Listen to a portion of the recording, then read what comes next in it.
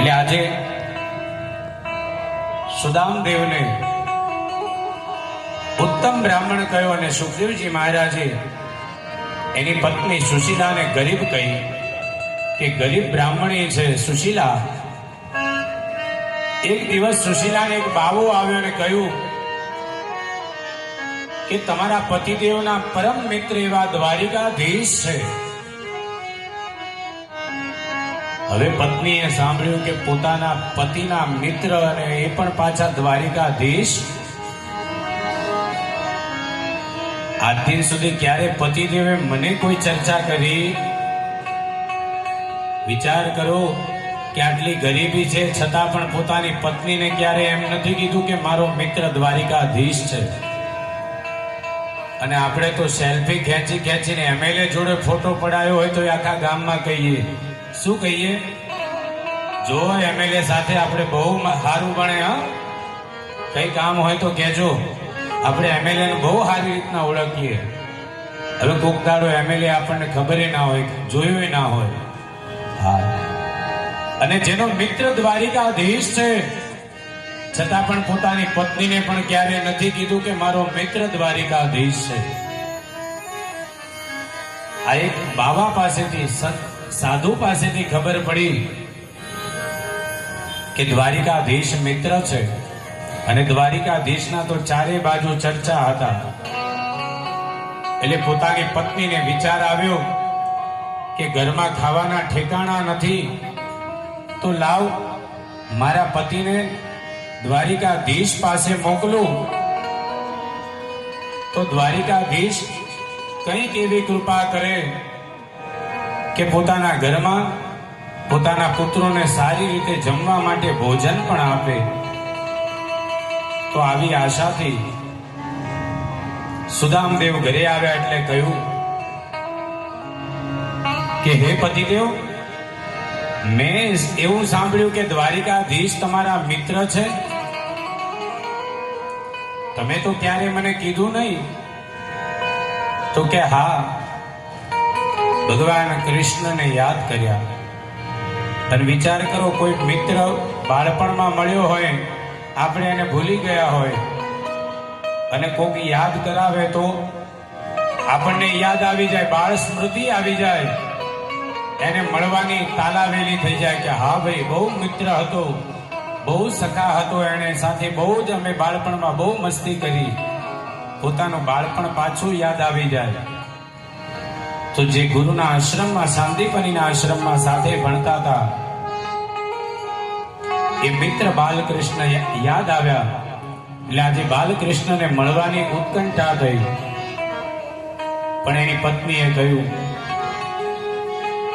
કે તમે મિત્ર પાસે જાઓ, તમારું દ્વારિકાધીશ કંઈક તમારી આ ગરીબાઈ દૂર કરે.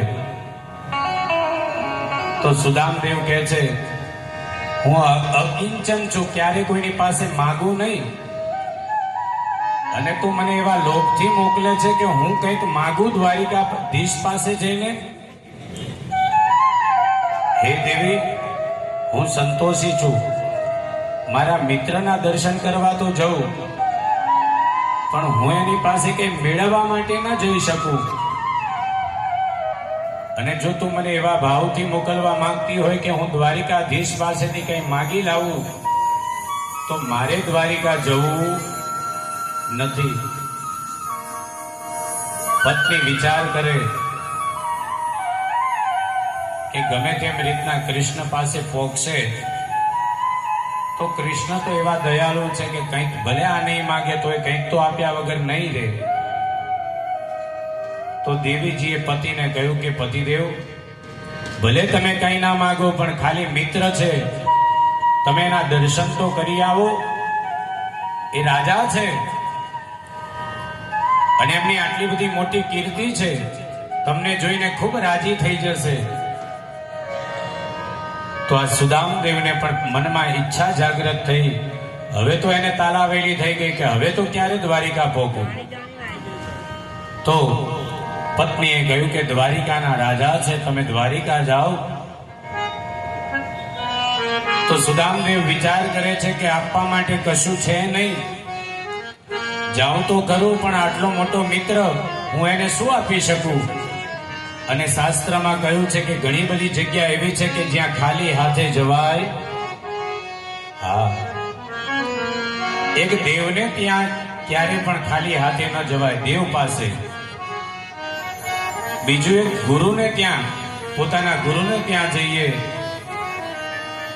પત્ર લઈ જાઓ, પુષ્પ લઈ જાઓ, ફૂલ લઈ જાઓ, ફળ લઈ જાઓ, મીઠાઈ લઈ જાઓ, અથવા તો કંઈ ન લઈ જાઓ તો મુઠ્ઠી અનાજ લઈ જાઓ, અથવા તો રૂપિયાનો સિક્કો પણ લઈ જાઓ, પણ કંઈક અર્પણ કર્યા વગર એમને ખાલી હાથે ન અવાય. તો ગુરુને ત્યાં પણ ખાલી હાથે ન જવાય, એક મિત્રને ત્યાં ખાલી હાથે ન જવાય, અને એક પોતાની બહેનને ત્યાં પણ ખાલી હાથે ન જવાય. અને છેલ્લે કીધું એક બ્રાહ્મણને ત્યાં પણ ખાલી હાથે ન જવાય. ભલે બ્રાહ્મણને ત્યાં જાઓ, તમે કોઈ વસ્તુ બતાવો કે ન બતાવો, માત્ર એના દર્શન કરીને આવો, ત્યાં ભલે રૂપિયો તો રૂપિયો પણ કંઈક આપવું જોઈએ. તો સુદામા વિચાર કરે છે કે કશું છે નહીં, ઘરમાં ખાવાના પણ ઠેકાણા નથી, હું શું આપું?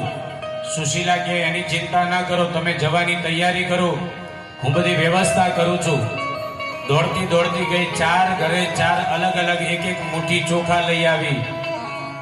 ઘરમાં ફાટેલા જે ધોતિયા હતા એ 4ને ભેગા કરીને એક પોટલી બનાવી. કારણ કે એક જ પોટલી એવી નથી કે ચોખા 4 માય, બધી જ કાણી હતી, ચોખા વેરાઈ જાય એવી.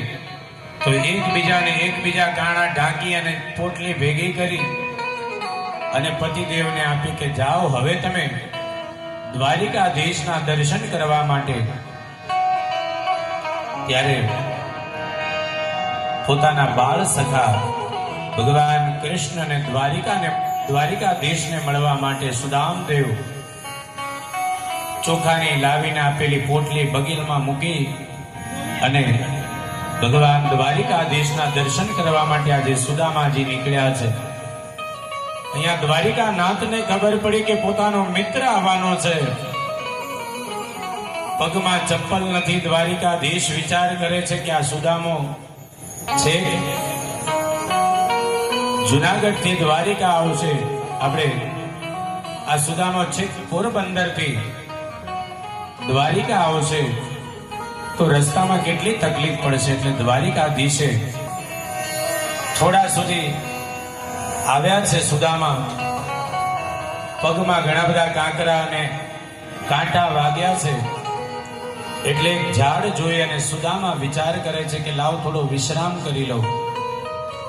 ભગવાન પણ વિચાર કરે છે કે મેં જીવોને કીધું છે કે તમે એક ડગલું ભરશો તો હું 60 ડગલા તમારી સામે ભરીશ. એટલે જ્યારે આપણે ભગવાનને મળવા માટે એક ડગલું ભરીએ તો ભગવાન 60 ડગલા આગળ આવે. તો આજે ભગવાન માટે સુદામાએ જેટલા ડગલા ભર્યા છે, ભગવાન વિચાર કરે કે આ બ્રાહ્મણ પર હું કૃપા કરું. એટલે આજે ભગવાન દ્વારિકાધીશે એવી લીલા કરી કે જ્યાં સુદામો ઝાડ નીચે આરામ કરવા માટે, વિશ્રામ માટે બેઠો છે, એવી નિદ્રા લાગી અને ભગવાન કૃષ્ણએ પોતાની માયાએ કરી, યોગ માયાએ કરી અને સુદામાને એવી ઊંઘ લગાડી દીધી કે જ્યાં આંખ ખોલી ત્યાં મોટા મોટા મહેલો જોયા. દ્વારિકાના નગરના દ્વાર પર લાવી અને સુદામાને જગાડ્યા છે. સુદામા આંખો ખોલીને જોવે છે તો મોટા મોટા મહેલ દેખાયા. સુદામા પૂછે છે, બધા જતા આવતા બધા રાજમહેલની આજુબાજુથી નીકળતા વટે માર્ગોને પૂછે છે સુદામા કે હે ભાઈ, હું ક્યાં આવી ગયો? આ કયું નગર છે? તો વટે માર્ગો પૂછે તમારે જવું ક્યાં છે? તો કે મારે દ્વારિકા જવું છે. ત્યારે વટે માર્ગો કહે છે, હસે પહેલા તો હસ્યો અને હસીને કહે છે કે હે બાબા, પાગલ તો નથી થયો ને? દ્વારિકા નગરીમાં ઊભો ઊભો તું પૂછું છું કે દ્વારિકા જવું છે? આ જ નગરી છે. આ મોટા મોટા મહેલ નથી દેખાતા તને? આ ભગવાન દ્વારિકાધીશની નગરી છે. આ દ્વારિકા નગરી છે. સુદામા વિચાર કરે છે કે હું તો એક ઝાડ નીચે ઊંઘતો તો ને આ દ્વારિકામાં ક્યાંથી આવી ગયો?